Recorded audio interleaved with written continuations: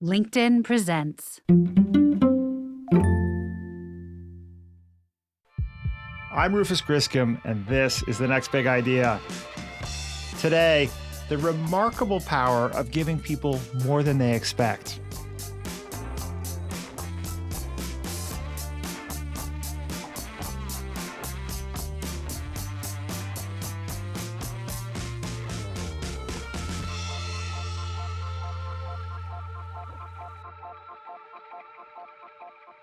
An entrepreneur turns a floundering business into a globally recognized brand. Don't you love stories like that? Well, you're about to hear one. Except the entrepreneur you're going to meet is unusual. He didn't invent new products or markets. He accomplished incredible success with a decidedly low-tech innovation. He created a culture of customer service that was so over the top, it bordered on unreasonable. Here's our producer, Caleb Bissinger, to tell you more. This was a big summer for me. After 13 years together, my girlfriend and I eloped. We got married, just the two of us, at 9 o'clock on a Thursday morning at a courthouse in Santa Barbara. The night before, we ate dinner at a local hotel. Our waiter was this cheerful young guy named Elvis. When he asked what brought us to town, we told him, "We're getting married tomorrow." And he goes, "On a Thursday?" And we're like, "Yep, at the courthouse, 9 a.m., just the two of us." He said he thought that was cool and he wished us good luck. And then he went to take care of another table. The next morning, we show up at the courthouse, we go to the Hall of Records, and I see this guy sitting there wearing a blazer and a blue button-down shirt. And I think, oh, that's nice, someone else is getting married. And as I get closer, I think, wow, that guy really looks like the waiter from last night. And then I realize, oh my God, that is the waiter from last night.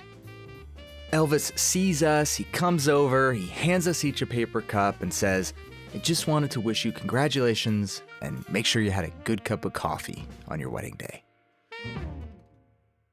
That, I have since learned, was an act of unreasonable hospitality.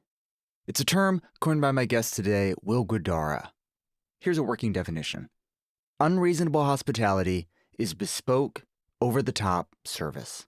It's going to unusual lengths to take care of people. It's making folks feel seen and feel special. This is a skill, a science, an art form that Will perfected during the decade he spent as general manager and eventually co-owner of the restaurant 11 Madison Park. He worked with a brilliant young chef named Daniel Hume and the famed restaurateur Danny Meyer to transform a middling New York City brasserie into the #1 restaurant in the world. Yes, you heard that right, #1 in the world.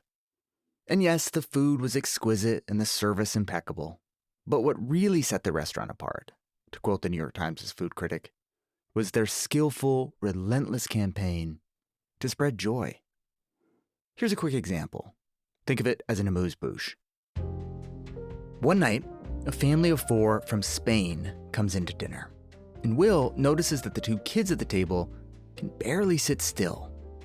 It's wintertime, it's snowing outside, and the kids, Will realizes, have never seen real snow before. So what does he do? He sends someone out to buy 4 sleds, and when the family is done, he brings them outside where a chauffeur is waiting to drive them to Central Park so they can go sledding. Now you may be thinking, well, that's cute, but it's the kind of thing you can only really do if you run a restaurant that has an $18,000 bottle of wine on the menu. But in his new book, Unreasonable Hospitality, The Remarkable Power of Giving People More Than They Expect, Will says this idea extends way beyond restaurants. More than 3/4 of America's GDP comes from service industries. If embracing unreasonable hospitality helped 11 Madison Park go from being a place known for its seafood towers to becoming the best restaurant in the world, imagine what adopting that mindset could do for people who work in retail, finance, real estate, education, transportation, healthcare, communication. And even if you don't work in one of those industries, it's still worth asking, what would happen if you put delighting your customers and your team at the center of every business decision. So, yes, the interview you're about to hear focuses on what it takes to build a best-in-class restaurant. But it has lessons that go way beyond the four walls of a 4-star eatery. If you lead a team, if you regularly interact with customers, clients, or colleagues, if you enjoy the music of Miles Davis, then I promise there is something in this conversation for you.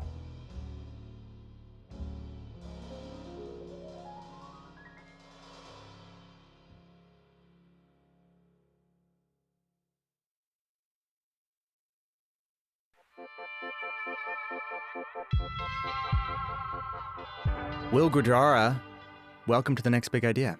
Thanks, man. I'm really happy to be here.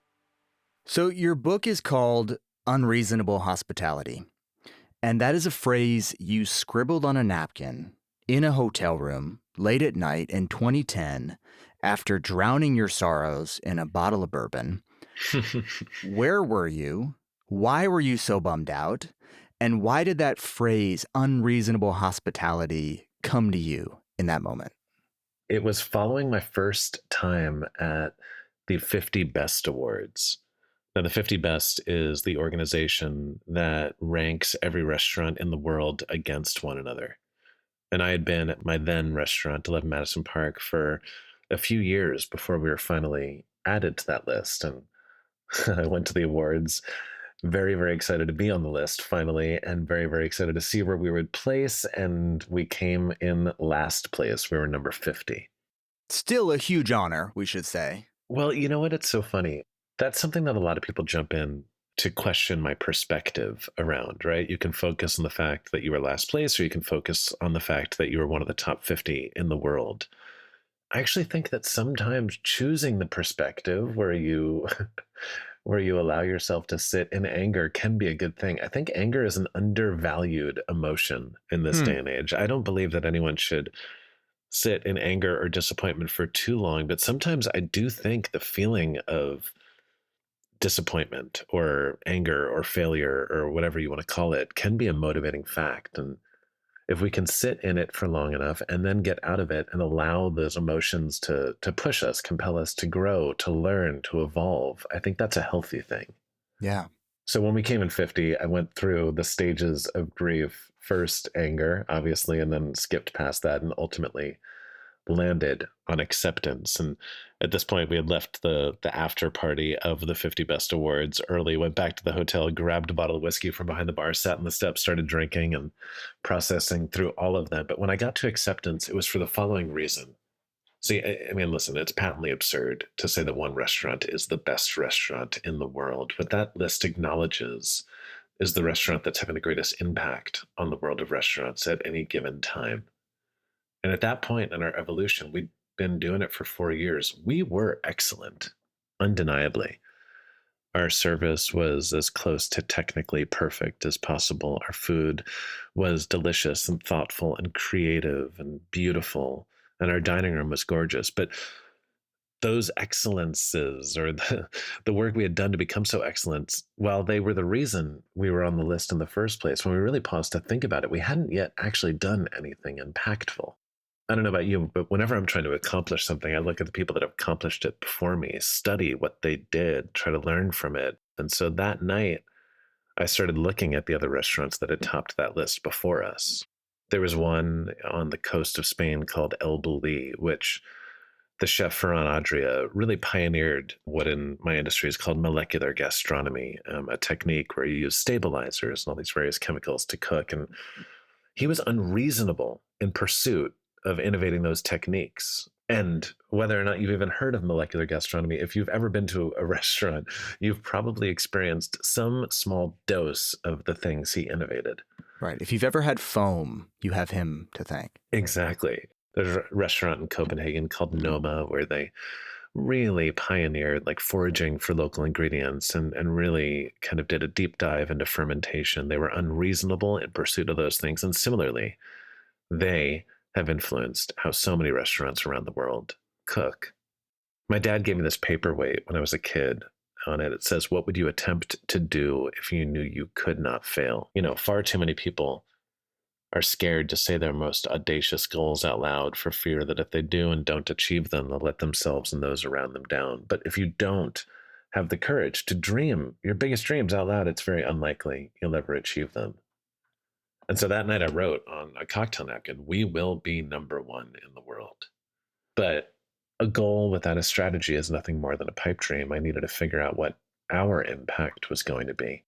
And that night I decided that if those chefs who had topped the list earlier were unreasonable in pursuit of product and relentless in pursuit of how it needed to change, I decided that our impact was going to come by being unreasonable in pursuit of people and relentless in pursuit of the one thing that will never change, which is our collective desire to feel seen, our human wanting to feel welcome. And so underneath, "We will be number one in the world," I wrote those two words, unreasonable hospitality.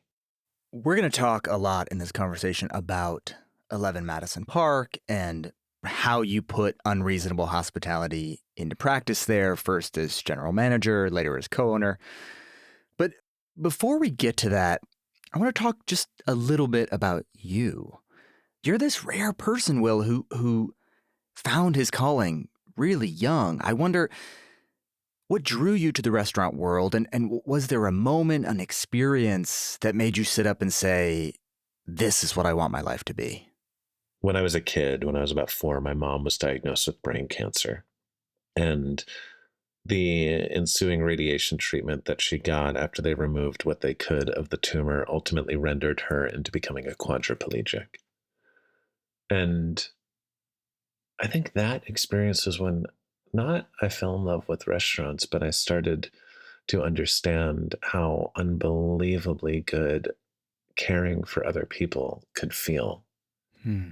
But there was, as tends to be the case with anyone, that one moment that I'll always remember as having been impactful and the thing that got me to fully fall in love and commit. And it happened at a very early age. For my 12th birthday, my dad took me to a restaurant called the Four Seasons.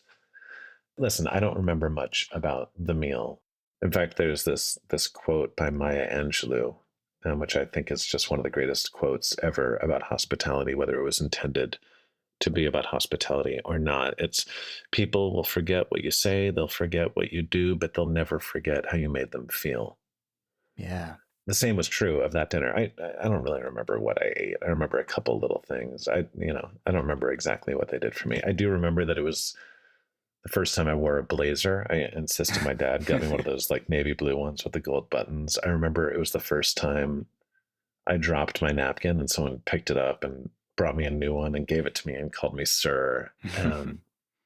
But really what I remember was how it made me feel that for a few hours, all that was left in the world was me and my dad sitting across the table from one another. When you make the choice to focus on hospitality, you have this beautiful opportunity, perhaps even responsibility, to create your own little magical world in a world that needs more magic. Hmm. And the first time I felt that so clearly was there in that room. So your first job after college was working in New York City for Danny Meyer and his restaurant group. For listeners who don't recognize that name, Danny Meyer is, arguably the most celebrated restaurateur in America. He is the guy behind Union Square Cafe, Gramercy Tavern. He's maybe best known now as the founder of Shake Shack. To get a job working in his orbit, that's like a computer scientist getting hired by Steve Jobs or a college ball player being drafted by the Yankees, right? Like, why was it such a big deal to get to go to work with him? And what made him so singular? What makes Danny Meyer so special? Well, as much as I always knew I wanted to go into restaurants, I also knew I didn't want to be a chef. I wanted to be the guy in the front. I wanted to be the guy throwing the party. I wanted to be the guy taking care of people, having that sense of instant gratification when I brought people joy or served them an amazing meal, whatever it was. And there was no one for me in what I was trying to do to really look up to. It was just Danny. Danny was the guy. Yeah. Danny had set out to create an experience as excellent as those of the older school French kind of fine dining restaurants, but with a Midwestern sensibility where they prioritized kindness over stuffiness, where it was all about, well, just taking care of people. And he was the one guy. Like, I think we all need our heroes. We need the people that do what we want to do and do it at a high level and do it with integrity that we can look up to. And if you can make a life for yourself where you get to actually work and learn from one of those people, it's kind of a dream come true. And in 2006, when you were, I think, like maybe 27, Danny came to you and said that he wanted you to be the general manager of one of his restaurants, 11 Madison Park. And at the time, it was a, really well-regarded upscale French brasserie. It, I think, had 2 stars from the New York Times. So, it was very solid. But Danny wanted to take it to the next level. He wanted you to help him do that. What do you think he saw in you? Why do you think he trusted you? So Danny had started the process of evolving 11 Madison Park before he came to me. He'd hired an amazingly talented general manager with a ton of experience in fine dining.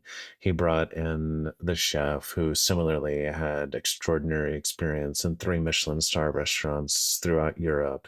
He brought in a bunch of other people who all shared that extraordinary experience in fine dining. And what he quickly realized was that in bringing in all these people from outside of his company with such experience in hitting the highest heights, because, by the way, as great as Danny's restaurants were at the time, he had never had a 4-star restaurant. Mm. And so he was bringing in people with the experience of having run that kind of restaurant to help him achieve it. But in doing so, the strength of his culture was getting lost. And I had worked for Danny since graduating college, right? And so I'd grown up in his system. I often say that culture can't be taught, it has to be caught. Like, I was fully indoctrinated into Danny's way of thinking and way of doing.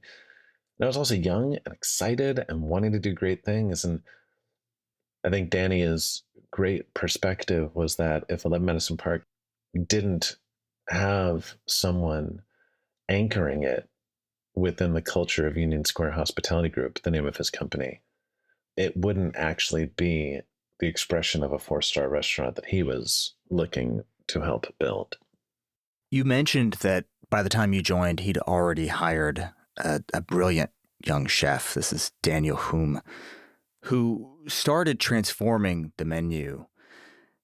There's that famous maxim that writing about music is like dancing about architecture. And I think the same can be said about talking about food. Nevertheless, I'd love if you could just give us a little verbal taste of the kind of food that Daniel was starting to serve. The food was precise, it was delicious, and it was elemental. I think when you think about like fine dining French food, which has for many, many years, it's not as much the case anymore, dominated kind of the highest echelons of restaurants. It's more like heavy French cuisine, right? With like these heavy sauces, and you walk out of the restaurant and, and your stomach hurts in spite of how delicious it was. Daniel brought like a lightness to the food, a precision, perhaps based on his Swiss upbringing, and just like a deliciousness to all of it. I mean, his food was amazing, just amazing. So he was running the kitchen. You came in as general manager. What was your partnership like? I mean, how does that, I think for someone who's never worked in the restaurant world, like what is the balance? First of all, maybe what does a general manager do? And what is the balance between head chef and GM? I mean, the general manager does everything in a restaurant except for make the food. So, I mean, you're the artistic director of the experience and of the brand. You're managing the business and the reservations and the service and the facility and the operations. In many restaurants, the balance between the dining room and the kitchen is askew. There's often been tension between the people serving the food and those making it. It's just kind of an inherent part of the restaurant business where the people in the dining room think the people in the kitchen are mean, and the people in the kitchen think the people in the dining room are lazy. And when we started talking about pursuing this partnership, the first thing I said is, hey, I'll come and help you guys do what you're trying to do, but not unless there's a genuine partnership between the kitchen and the dining room. Daniel totally agreed. And so, we worked really, really hard to develop a strong sense of bond and trust between the two of us. And in doing so, communicate that to the entire team. You also, I think, went to great lengths to communicate to them the vision the two of you had for how you were going to take this restaurant and transform it. And you actually had a mission statement, which was, quote, to be the 4-star restaurant for the next generation. And I want to just spend a minute breaking that down a little bit because it's kind of a fascinating concept.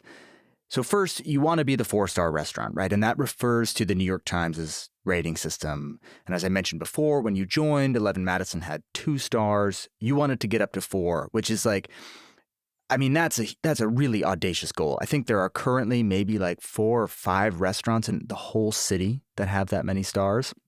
And then second, you wanted to be the restaurant, as you say, for the next generation. That's really interesting to me. I wonder if you could say, what do you mean by that? Why was that also part of your mission? A mission statement to become a 4-star restaurant without a strategy isn't really a mission statement. That's just a goal.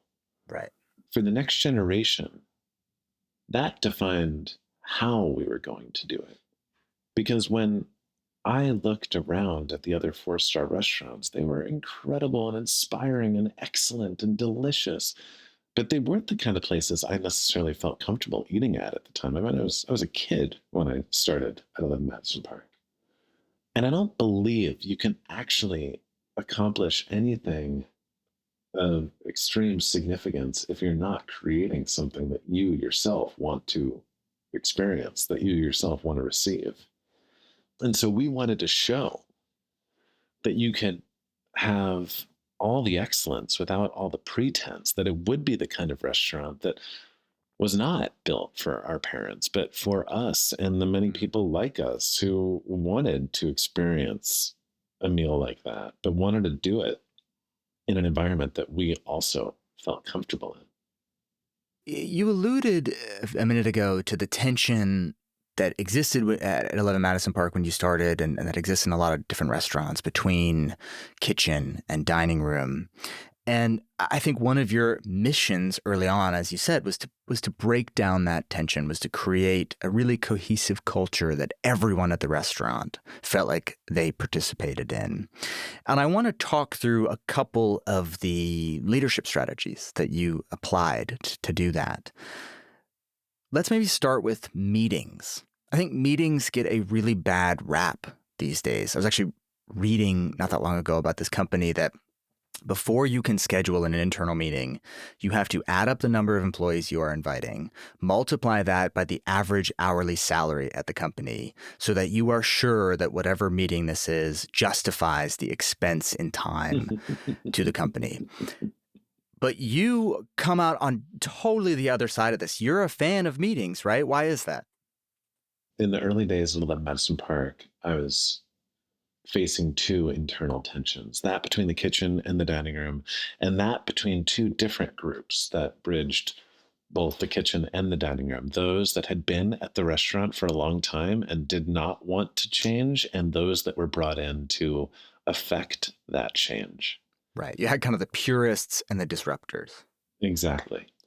And both of those divides needed to be navigated and managed concurrently in order to achieve what we were trying to.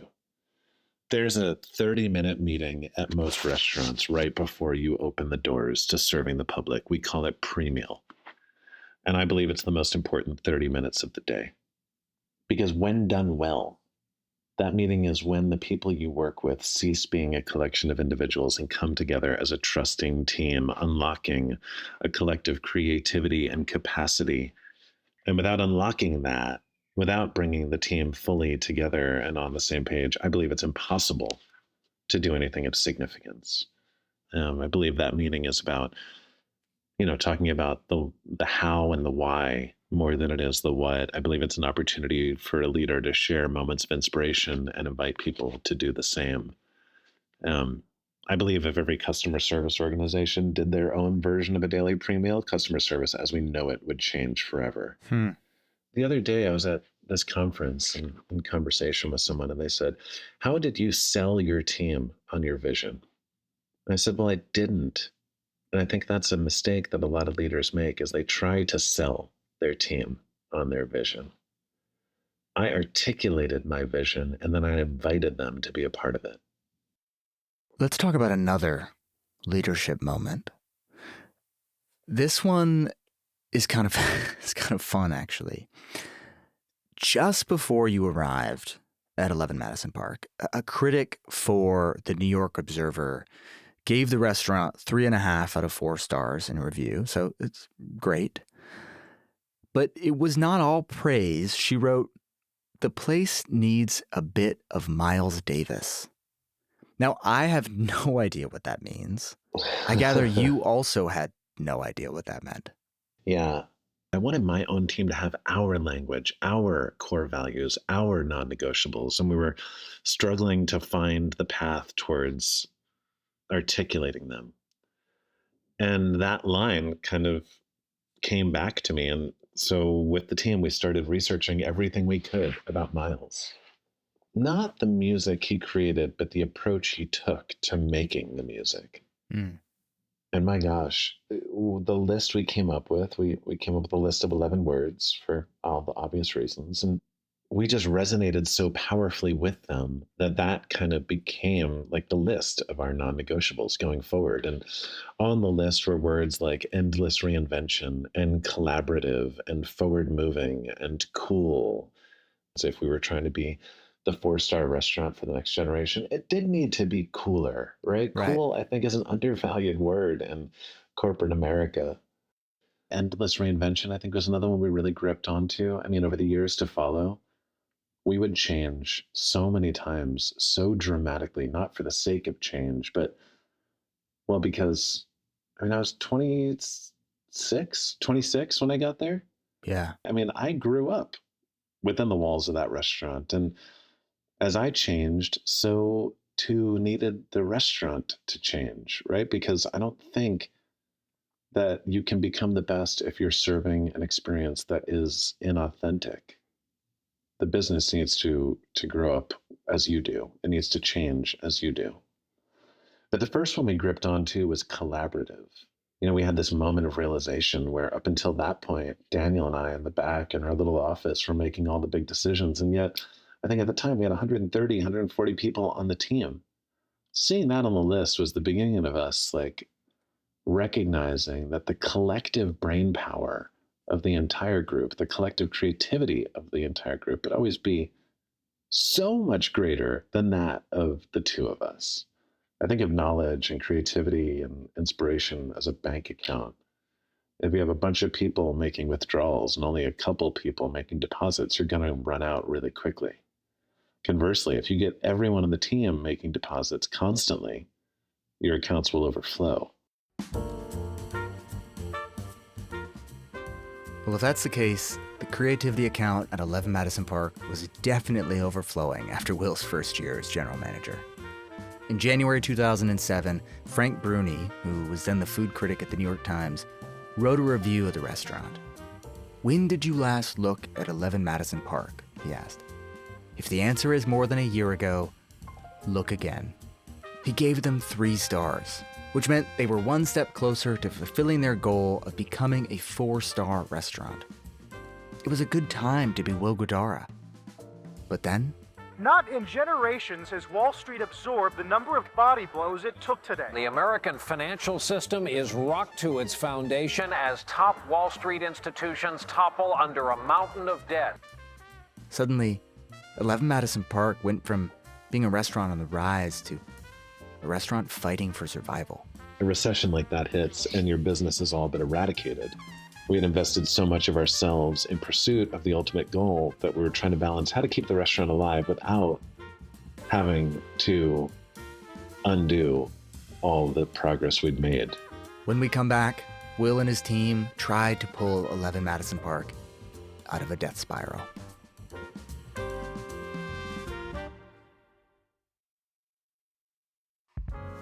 Welcome back to the show. When I was a kid, there was this book that I loved called Fortunately. Here's how it begins. Fortunately, one day, Ned got a letter that said, "Please come to a surprise party." But unfortunately, the party was in Florida, and he was in New York. Fortunately, a friend loaned him an airplane. Unfortunately, the motor exploded. Fortunately, never mind, you get the idea. That book reminds me of Will Guidara's journey. Fortunately, one day, Will got a tap on the shoulder from renowned restaurateur Danny Meyer, who said, "Please come be the general manager of 11 Madison Park." Unfortunately, the restaurant was in bad shape. Some of the staff were fine dining purists who wanted to follow tradition, and others, like Will and head chef Daniel Hume, were young disruptors who wanted to try something new. Fortunately, Will was able to deploy a handful of smart leadership techniques that got everyone on the same page, and 11 Madison Park was rewarded with a 3-star review in the New York Times. Unfortunately, right after that review came out, the global economy tanked. The moment we got 3 stars, we celebrated, right? But we weren't there to build a 3-star restaurant. We were there to build a 4-star restaurant. And so that dose of affirmation did not give us a reason to rest on our laurels. In fact, it was all the motivation we needed to start pushing even harder. And what that means is more investment, more staff, higher quality ingredients, more steps of service, more. And yet, we were still only a 3-star restaurant, which meant we were charging 3-star prices. So the restaurant was already in like a precarious financial situation going into 2008. And so when you're running a restaurant with 4-star expenses, but only charging 3-star prices, and then a recession like that hits and your business is all but eradicated, you're on your back foot. And while we were struggling dramatically financially, we had invested so much of ourselves in pursuit of the ultimate goal that we were trying to balance how to keep the restaurant alive without having to undo all the progress we'd made towards our eventual destination. How were you sleeping at night? I mean, this must have been, you must have been afraid that the restaurant was going to go under, right? And that everything you'd worked so hard for was just going to disappear. And we should say too, you're like 27, you know, you're. Well, I'll say, like, it's probably one of the reasons why so many game-changing companies were started by young people, because, I mean, my gosh, if I were in a situation like that again right now, it probably would make it much harder for me to sleep now than it ever made for me then. I think the older you get, the more success you've had, the more you have to lose. At that age, you're just so confident, so driven, and so naive to the consequences of the world that, yes, okay, it was hard and stressful, but not to the point of it being paralyzing. Okay, so you're trying to figure out how to keep the restaurant afloat, which is a challenge. And then one day at lunch, Frank Bruni comes back. This is the New York Times food critic. He's just reviewed the restaurant like a year ago. He's back again. He's going to review it again. Yes. Obviously, you must have been excited because, like you said, you had been investing all this time and energy to try to get from 3 to 4 stars, and this is the guy who can help, you know, who's going to decide your fate, right? At the same time, you must be looking around and thinking, oh shit, he's never going to give 4 stars to a restaurant that's half empty. Yeah, I mean, those moments are wild, right? Because they are at the same time overwhelmingly exciting and profoundly, paralyzingly scary. Because that's your shot, right? If he comes in and eats and you don't see him again, well, it means that he probably just wasn't impressed enough with the experience to give you another look. And so weeks turn into months. You know he's probably going to come back. He's going to give you the benefit of the doubt. He's going to try the menu a few other times so he can sort of judge the consistency of it. You say that anxiety that when is Bruni coming back and how is he going to like his meal is actually what pushed 11 Madison to really rise to the challenge of being a 4-star restaurant. I'd love for you to just expand on that. The reason that I believe that's when we actually became a 4-star restaurant was because what I found after that first visit was our team was depleted and rudderless because we were there every single day and consistently disheartened by the fact that he wasn't showing up. And what I decided to do is to gamify it. A 3-star restaurant can't become a 4-star restaurant the moment a critic walks in. They're reviewing you based on who you are, right? Like most restaurants know who the critic is, and when they walk in, you try to put them at your best table with your best server and serve them the best plate of food. But it doesn't really matter, right? If you're not a great restaurant, you're not going to trick them into thinking you're great. Mm-hmm. And so every single day, we would determine a table that was going to be the critic table. And so every night for close to a year, we pretended as if we were serving the New York Times food critic, even if we weren't. And it just gave us the ability to stay in that frame of mind. By the time Bruni started coming back in, we were no longer scared. Sure. We'd been putting in the work. Now we were just excited. So finally, after months, on August 11th, 2009, the review is published in the New York Times. Do you remember like where you were, what you were doing when you first heard it, when you first saw it? I was on table 64. A single diner was eating there. He was a regular of ours. He had ordered the ricotta gnocchi, which we finished tableside with a drizzle of olive oil. He was on his phone. As I was drizzling the gnocchi, he jumped out of his chair and said 4 stars. Honestly, with everything we went on to accomplish, that was perhaps the biggest moment, right? Because it wasn't just the gratification of having achieved what at the time felt like an impossibly big goal. Yeah. But in that moment, it was clear, okay, we're not going to go out of business. Right. And it was the case because we went from being half full on a daily basis, closing off parts of our dining room, having to cut paper towels in half, doing whatever we could to not lose an overwhelming amount of money on a monthly basis, to being full, really, from that day forward.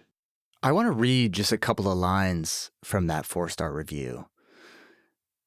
11 Madison Park now ranks among the most alluring and impressive restaurants in New York.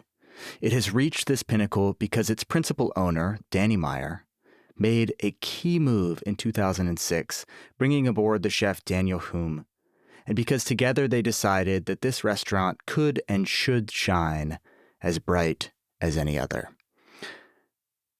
Obviously, listeners will notice that he singles out Danny Meyer and head chef Daniel Hume as the stars of the show, as kind of the brains of the operation. Did that hurt at all? Oh, at that point, no, not at all. When you choose to go work for Danny, as long as you work for him, right, your success becomes his. It'd be different if that was the talk track within the company. Internally, Danny was the first to give me all the credit in the world. What was in the paper at that point was much less important to me, outside of the number of stars. So 1 year after that 4-star review, 11 Madison Park is named 50th best restaurant in the world. This is the moment we were talking about earlier. And this is that moment where you decide that the thing that is going to bring you from number 50 to number 1, the thing that is going to set this restaurant apart, in addition to the incredible food and the beautiful space, is unreasonable hospitality. And you thought that the best opportunity to test drive this thesis was right at the restaurant's front door, at the maitre d' stand. What did you think was wrong with the experience most guests were having when they showed up at the restaurant, and how did you redesign it? Well, first, I think something that's relevant to say is, okay, I came up wanting to be the hospitality guy, right? I wanted to be the guy throwing the party, all this stuff. But I think what can happen when you're focused on becoming the best is you can go back to the playbook that's always worked for other people. Mm-hmm. And becoming a 4-star restaurant is not about hospitality, or it historically wasn't about hospitality. It was about excellence. I lost a bit of that over time and started being so vehemently focused on excellence that I forgot about the power of hospitality. And so that moment when I wrote those words was a return to self as well as a new call to arms. The first thing we did, you said the front door, and I'll go deep into that in a moment, but it was kind of looking at the entire experience as a whole. And so, yeah, we started to really break down every single part of the journey, interrogating the experience and isolating every single customer touch point so that we could then, with intention and creativity, make every single one of them a little more awesome. And raindrops make oceans, right? If you make as many of the steps as possible a little bit better, in culmination, it's transformational. The front door at our restaurant worked the same as, well, every other front door at every restaurant, right? You walk in, there's a person standing behind a podium with the glare of an iPad shining in their face. You walk in, they say, "Do you have a reservation?" You give them your name. They look at the computer, they stab around a little bit, they turn to the person next to them, they say, "Take him to table 52, and they walk you through the dining room and bring you to the table. When you actually interrogate that touch point and explain it the way I just did, you're like, oh my gosh, this could be so much better. Yeah. And so we did something that wasn't hard, but it most certainly required trying a lot harder.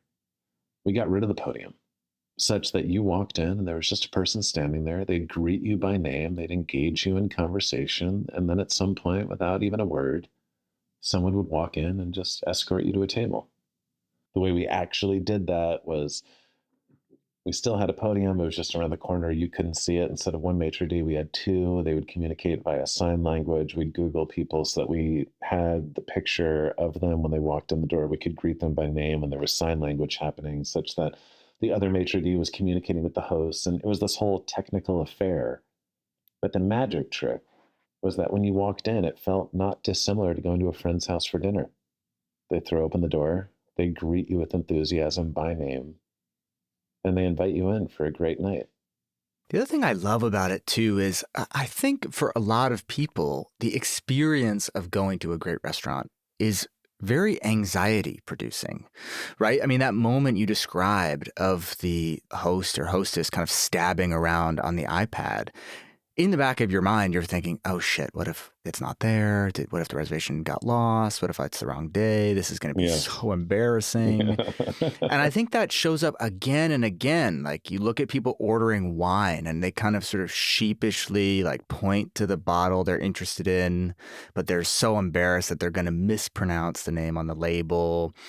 Or even like, yeah, there's a sense that you're somehow like asking too much at a restaurant. I was out to dinner just a few nights ago, and I was seated kind of where I could see the entrance to the bathroom. And this woman came down the hall and stood outside the bathroom door and pulled on it and pushed on it, and it didn't open. And I think she assumed someone was in there. And she stood there for like, I think 10 minutes and finally just walked back to her table. 5 minutes later, I saw someone else go to the bathroom, and it's a slide door. It's not a push or a pull, it's a slide. No waiter or hostess or anything came over to that person and said, actually, it's a slide door. I don't think anyone's in there right now. Or there was no little sign that says this is a slide. Or there was no architect that said, most people aren't familiar with pocket doors and it's a very dark hallway. I don't know if that's the best move here. So I love this idea of like, how do you eliminate those moments of friction and angst that I think are actually really common in the fine dining experience? Well, I think they're fine dining in any experience. Yeah. Any experience. When you look at any experience, whatever you do for a living, if you look at the customer experience and you interrogate every touch point, you can alleviate so much of that friction and angst, right? If you put on a list, okay, people go into the bathroom is a step in the customer journey, and then you say, how do we make that more awesome? Then you walk it yourself, and that's when you realize the slide door can be disconcerting, and then you add a beautiful sign, or you change the door, or whatever you need to do. Yeah. I mean, my favorite example of what we did during this time when we were interrogating the journey was with the check. I love this. I mean, the check is an impossible moment in the meal. Whether people realize it or not, you become increasingly impatient the moment you ask for the check. If it takes us too long to give it to you, people like get upset quickly. Mm-hmm. But you can't drop the check on someone's table before they've asked for it. They'll think you're trying to rush them out. And it's a particularly hard part in a fine dining experience because no matter how much you love the experience, that bill is big and it can like kind of throw cold water onto the experience when you realize how much it costs. And it's the moment where you're no longer at a friend's house. This is a transaction. It's very transactional. Exactly. And because it's transactional, which, listen, anything that feels too transactional cannot feel that hospitable. No restaurant has ever paused for long enough to consider how to make it awesome. You just try to get through it as quickly as possible. But once we'd identified it as a touch point in the experience, we were able to figure out how to make it better. And what we came up with was this. When you were done, when we were almost 100% positive you weren't ordering anything else, we'd walk over to the table, we'd put a glass down in front of each guest, pour a splash of cognac into each glass, then leave the entire bottle on the table saying, hey, this is with our compliments. I'm going to leave the entire bottle here. Help yourself to as much as you'd like. And then we'd put the check down in the corner of the table and say, hey, and whenever you're ready, the check is right here. What that did was a bunch of stuff, right? No one could ever feel like we were trying to rush them out. We've just given them an entire bottle of free booze, right? B, no one ever had to ask for the check again. C, during the moment where people realized how much it cost, the transaction kind of invariably reared its head. We matched it with a gesture of profound generosity. Can you tell the hot dog story? Because this is another iconic moment in the evolution of unreasonable hospitality. Yeah, this is truly when I think I started to figure out what unreasonable hospitality meant. It was about a year and a half, I think, after that first year coming in number 50. I was in the dining room on a busier than normal lunch service, and I found myself in the dining room helping the servers, and I was clearing appetizers from a table of 4 foodies who were on vacation to New York just to eat at great restaurants. And I overheard them talking while I was clearing the plates. And they were going on and on about all the amazing meals they'd had. Danielle, Le Bernardin, Momofuku, now 11 Madison Park. But then one woman jumped in and said, yeah, but you know what we never had? We never got one of the hot dogs off a street cart. And it was like one of those light bulb moments in a cartoon. I went back to the kitchen, dropped off the plates, ran outside of the hot dog cart, grabbed a hot dog, ran back inside of the kitchen. Then I always joke, came the hard part, was convincing the chef to serve it in our 4-star restaurant. But eventually I convinced him, and he cut the hot dog up into 4 perfect pieces and added a swish of ketchup and mustard and a perfect little scoop of sauerkraut and relish to each plate. And before their final savory course, which at the time was our signature honey lavender glazed Muscovy duck that had been dry aged for 2 weeks, I brought over what we in New York call a dirty water dog. Then I explained it. I said, hey, I want to make sure you don't go home with any culinary regrets. Here's that New York hot dog. And they freaked out. Oh my God. You know, athletes always go to the tapes and they've had a bad game to see what they did wrong. They don't often enough go to the tapes and they've had a good game to see what they did right, to make sure they keep on doing that thing. That's truly how you take these moments of organic brilliance that happen and grab onto them and hold onto them and put a system behind them such that they become a part of the fabric of your organization. And so I went to the tapes and the hot dog. What happened so that could happen? And what did we need to start doing to make sure it started happening all the time? There were 3 things that went into it. And I think this is important. I needed to be present. Mm-hmm. I think in way too many cases, we are so focused on efficiency and managing our to-do list that we have an inability to slow down for long enough to listen to the people around us. And if you don't really genuinely listen to people, you have an inability to pick up on the things that will help you provide them with the most joy. B, it required taking what we were doing seriously, but not taking ourselves so seriously, which is a really big problem in customer service, especially luxury customer service. Like, brands are important, right? There are bumper stickers to the world. But if you let your brand, effectively your self-imposed standards, tell you what you are and are not allowed to do to bring other people joy, then you've lost touch with what you're ultimately there to accomplish. Yeah. And then 3, like, I really genuinely believe that hospitality is about making people feel seen. And if that's the case, the best way to do that is not to treat them like a commodity, but a unique individual. In unreasonable hospitality, one size fits one. The greatest gestures are those that are specific to the person receiving them. The hot dog at that point genuinely became our new true north, and those 3 things became the roadmap. You started calling these moments legends because they were, to the guests, oh my God, that was legendary. And the thing I love about it is some of your legends were super complicated and I think both expensive and logistically difficult to pull off.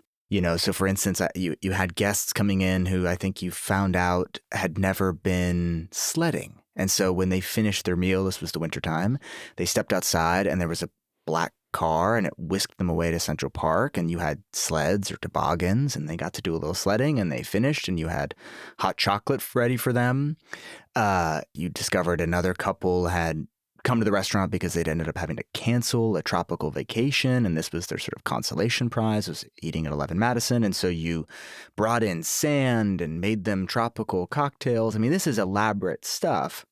But the thing I think is great about the hot dog example and a lot of the other legend examples is that it's really simple and it's really inexpensive to execute. And I think one potential criticism of unreasonable hospitality, you can imagine someone who runs like a small restaurant far from any major city saying, I can't have people whisked away in black cars and I'm barely getting by.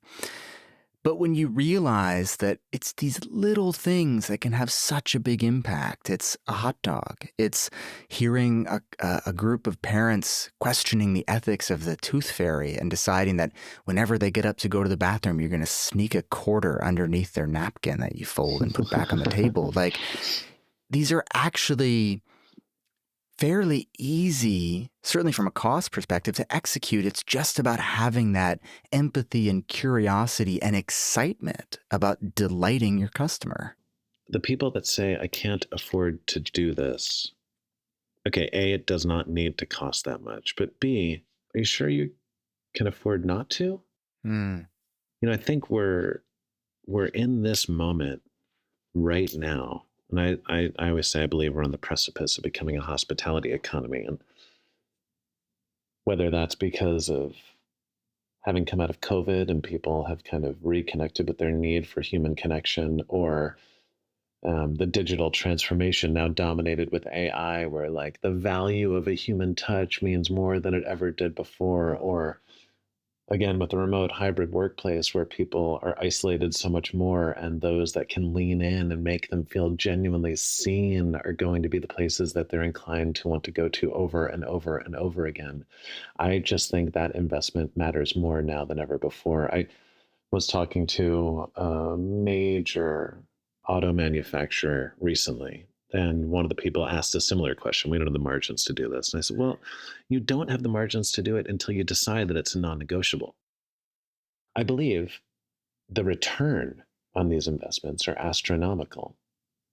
Like, you read the book and those stories just came off your tongue effortlessly, right? Those stories are easy to remember and exciting to retell. And the more things you do like that for people, the more emotional nerves you strike, the more inclined they are to go out and be a rabid ambassador of your brand. It becomes the most powerful marketing engine you could ever ask for.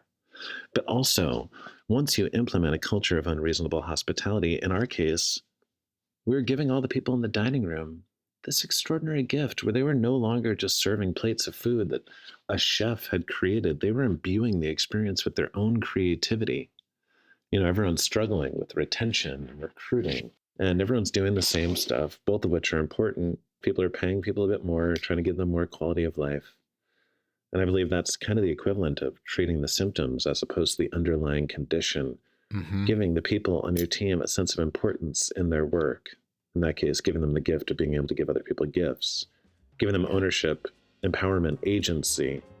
I think that ends up saving you an extraordinary amount of money down the line.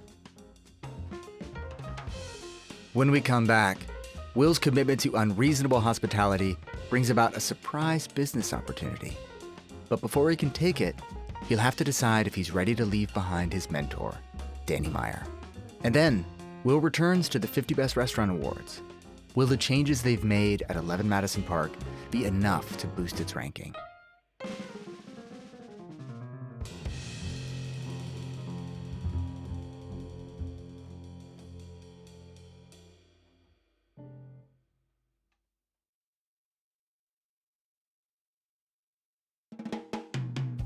Welcome back to the show. In 2010, shortly after 11 Madison Park received that 4-star review in the New York Times, Will Guidara and his chef/partner Daniel Hume were approached by a developer who wanted them to own and operate the restaurant in a new hotel, the Nomad. Will and Daniel went to their boss, Danny Meyer, and said, "Look, we'd love to be owners of our own thing at the Nomad and keep working for you at 11 Madison Park." Danny thought about it for a while, and then he said no. He told the guys he couldn't be partners with them at one restaurant and competitors at another just a few blocks away. But he had a possible solution. Would Will and Daniel ever consider buying 11 Madison Park from him? Without missing a beat, they said yes. I think when you feel that entrepreneurial urge, when you have that feeling in your gut, that trumps everything. And it's an itch that you need to scratch. Listen, I will sing Danny's praises until the day I die. But at that point, I was ready to be the guy, right? I think people get to that point where you're ready to be the person. And I said yes right away, not actually understanding what it would entail. And I'm grateful for my inexperience at the time, because the next 6 months were extraordinarily challenging, where I had to figure out so many things I'd never had any experience doing before in order to bring that whole vision to life. Right. Yeah, we should say, you and Daniel didn't just have the money to buy the restaurant sitting in your checking accounts. You had to go out and fundraise and find, We're not making very much money at the time. We needed to learn how to raise debt and equity and establish HR departments and finance departments and all of it, benefits, and the myriad of things that go into bringing a company to life. But start out by deciding what you want to achieve and then trust in your ability to figure out how to do it. So you succeeded in buying out Danny. You succeeded in opening a restaurant at the Nomad, which was a really big hit, kind of right out of the gate, 3-star review in the New York Times. And then you succeeded in the goal that you had been chasing. Number 1 in the world's 50 best restaurants list, and therefore the world's best restaurant from New York. It's 11 Madison Park. There are 150 people at 11 Madison Park watching this online. Guys, we did it. That's 2017. Not long after, you and the head chef, Daniel, you had been collaborating for nearly a decade at this point, but you started to have some problems. I wonder if you could just say quickly, to the extent that you're comfortable, kind of what happened there and the decision it led you to make. And I think the way I say it in the book is we fell out of love. We started prioritizing different things and wanting different things for the company and for ourselves as individuals. And the tension between us, which for so long had been one of the things that propelled us forward, became something that was holding the company back. And, eventually I had a change of heart. My dad, early in that process, said, "Hey, this is going to be a really hard season in your life. And at every turn, ask yourself what right looks like and do that." And I think that was amazing advice, because while so much of life exists in the gray, oftentimes when it comes to what's right and what's wrong, it's pretty black and white. So I just said, "Hey, buy me out," having absolute faith that I had other mountains to climb in life and in work. And the best thing for the company and for me was to probably just seize on that as a moment to transition into something new. And man, I'm so grateful for that decision. That decision is what led to me writing that book, which has now given me the opportunity to start this agency where we're working with all sorts of companies and all sorts of disciplines, helping them make the choice to become a part of the hospitality industry by investing in their relationship capital accounts. I've spoken to everyone from financial institutions to real estate companies to luxury retail to lawn care professionals and urologists. And I think you get to a certain point and you want to feel like you're making some amount of impact. And watching how all that I learned over the course of my journey is helping other people pursue their journey in a new way. Well, it's honestly one of the best feelings I've had. Well, I can say this, your book has made an impact on me. So thank you for writing it, and thank you for your time today. Thanks for having me.